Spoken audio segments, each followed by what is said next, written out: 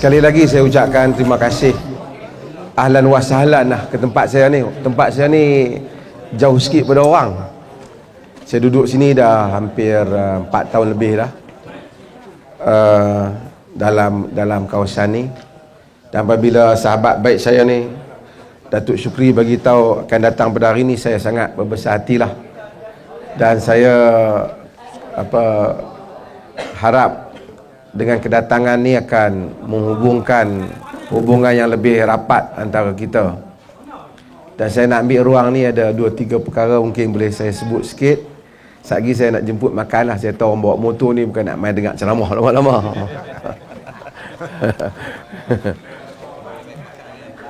Dah makan dah tadi? Kena makan lah.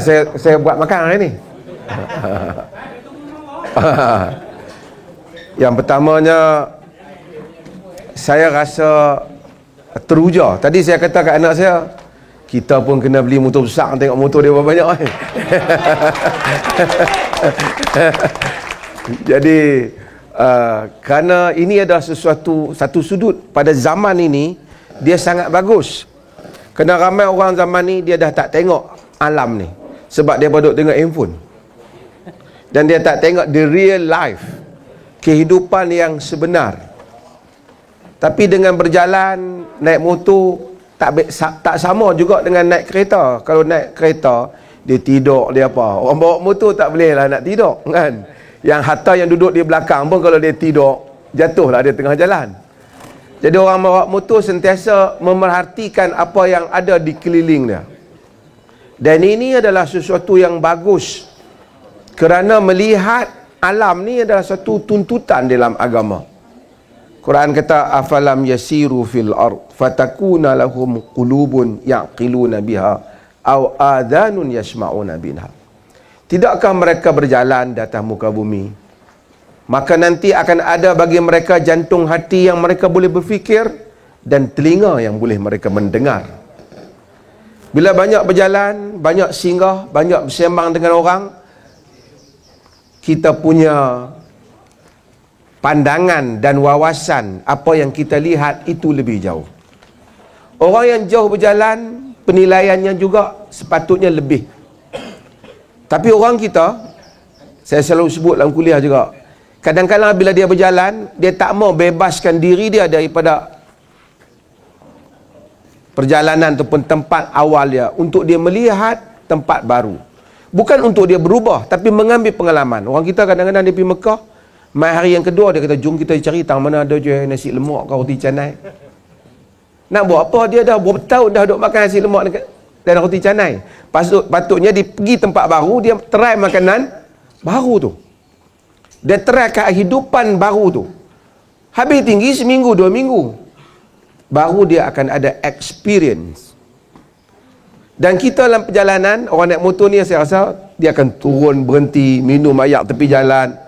Ini semua akan membawa dia merasai benda yang baru. Terutama orang naik motor, dia tak boleh bawa barang banyak. Jadi dia kena mencuba barang di tempat yang dia berhenti tu. Dan saya mengharapkan mudah-mudahan, kerana ayat tadi Allah kata, fa innaha la ta'mal absar walakin ta'mal qulub allati fi sudur, dalam surah Al-Hajj. Ia bukan manusia ni, ia bukan buta mata, tapi ia buta jantung hati yang ada dalam dada.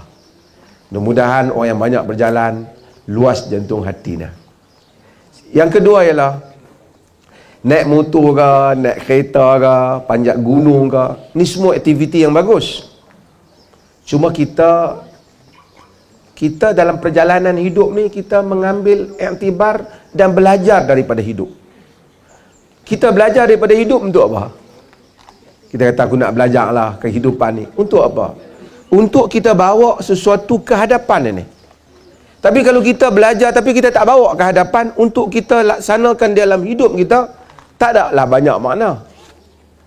Kita belajar sabar tapi kita tak boleh menterjemahkan sabar tu, susahlah. Tak ada makna. Jadi perjalanan tuan-tuan cuba, semua ni akan bagi kita seronok. Agama tak larang kita seronok, tapi nak bagi kita bahagia satu cara saja. Seronok satu hal, seronok boleh, tapi nak bahagia hal yang lain. Bahagia dia tetap dalam jiwa. bahagia ialah manusia yang berhubung dengan Allah. Maka dengan itu, naik motor ni belajar banyak, termasuk jalanan ni. Salah satu yang saya rasa dok buat dah, jalan jauh, iaitu jagalah salat. Jaga salat. Dan dapat pahala lebih tu. Kerana hatta Nabi Ibrahim alaihissalam, Nabi tu dia doa, Rabbi ja'alni muqimas salah wa min zurriyyati. Wahai Tuhanku, jadikanlah aku orang yang menunaikan salat dan zuriat keturunan aku juga. Jadi kita jaga salat. Nabi lagi berusaha jaga salat dan zuriat keturunan kita.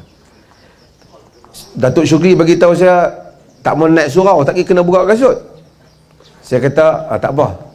Cuma kalau kita, saya nak petua satu, kalau kita naik motor, nak pakai kasut macam ni, kita ambil uduk siap-siap.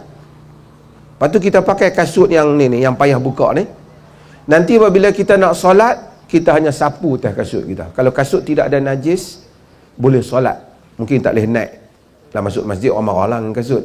Tapi kalau kita lapik tepi jalan, kita boleh solat. Macam itulah angkatan tentera, polis semua takkan nak buang kasut pula tentera.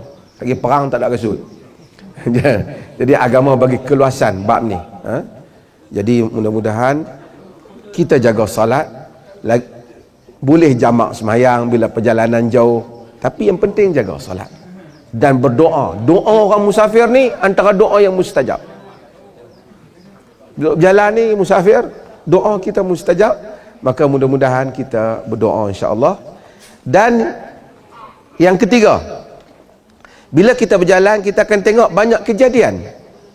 Sebahagian daripada kejadian tu membolehkan untuk kita buat baik.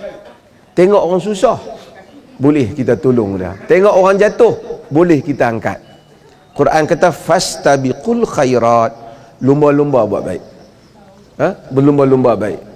Bila kita tengok macam Sayyidina Umar kata, saqallahu ilaiki, anti ila khairin saqallahu ilaiki, kamu maukah satu kebaikan, dia kata pada isteri dia, yang Allah bawa pada kita. Dan dalam jalan tengok-tengok, susah orang ni. Ramai-ramai, kalau seorang bagi RM2 pun banyak lah. Dah RM200 kalau 100 motor kan. Mudah-mudahan 3 perkara ni saya nak sebut, iaitu tengok alam, jaga salat, dan ambil ruang untuk buat kebaikan dengan peluang melihat kejadian-kejadian dalam perjalanan ni. Terima kasih banyak kerana mai sini. Bila-bila mai lah lagi insya-Allah. Dan supaya makanan pun tak sejuk, dan saya nak jemput supaya semua makan. Terima kasih. Tadi saya terlepas satu perkampungan sunnah. Sebelum tu saya puji depan-depan ni, dia kurang bagus, tapi saya puji lah sebagai contoh. Datuk Syukri ni, dia naik motor besar, saya tak memang tahu dari dulu. Tapi lah masa yang sama, iktikaf kat masjid malam-malam penuh. Bulan puasa. Maksudnya iktikaf Ramadan pun ada, motor pun ada, aktiviti masjid pun ada, solat jemaah di Masjid Alwi pun ada. Jadi ini saya rasa good leader lah, yang boleh jadi example kepada ramai orang. Orang dia pun Allah bagi rezeki lebih kan, Masya Allah. So ini satu contoh yang baik saya rasa, bukan saja di kalangan kita, di negeri Perlis keseluruhannya. Kita perlukan orang-orang yang macam ni. Yang berikutnya ialah perkampungan sunnah tadi, 26, 27, 28. Kalau tuan-tuan tengok di Perlis ni, tadi saya pergi masjid pun jumpa orang duk kata tak cukup dah, tak ada dah hotel dan homestay. Punya banyak orang main perkampungan sunnah. Setiap tahun kita akan tengok beribu-ribu orang luar akan datang ke Malaysia, ke Perlis untuk perkampungan sunnah. Jadi mungkin bikers ni juga boleh sambut atau meriahkan perkampungan sunnah ni. Kita atok macam mana, ada satu time main ramai-ramai ni, supaya ada rasa suasana support daripada bikers Perlis juga semasa perkampungan tu, belah petang lepas asar ke apa, kita buat sekejap, 15 minit ke apa, supaya orang luar tengok macam mana anak-anak Perlis yang pakai motor ni juga dengan baju kuning biru ni juga menyambut kedatangan tetamu yang ramai selama 3 hari akan berkampung di Masjid Alwi, insya-Allah. Saya jemput sekali lagi insya-Allah. Terima kasih banyak. Sekian, wassalamualaikum warahmatullahi wabarakatuh. Nanti saya akan selaraskan dengan Datuk Syukri. Okay.